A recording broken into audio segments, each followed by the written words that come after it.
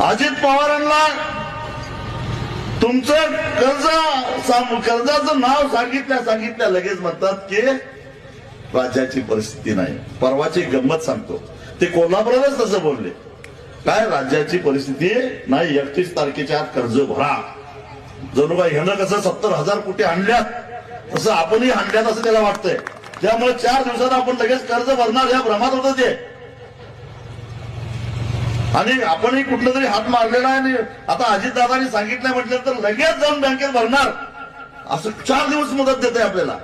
28 मार्चला कोल्हापूरला आणि मग 31 तारखेच्या आत कर्ज भरा, माफ होणार नाही.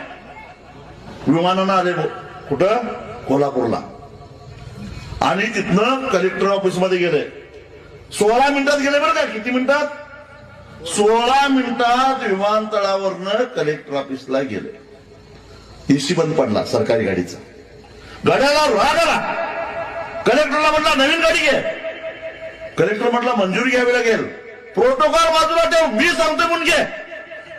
का रे हरामखोरानो, इथं कुठला आला नेम? काय मेला असता अजित पवार?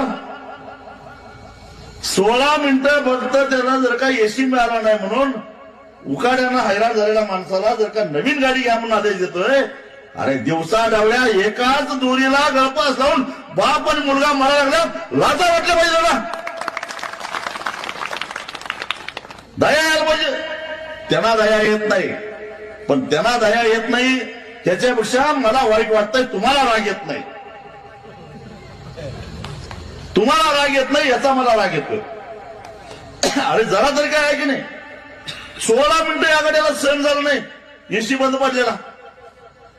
मग या आता मला वाटतंय की आपल्या या विदर्भामध्ये 40च्या आसपास तापमान आलं असेल.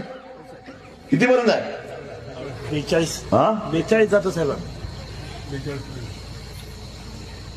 42 डिग्री पर्यंत तापमान गेलं. ही माझी माणसं उन्हातानामध्ये कसं काम करत असतील.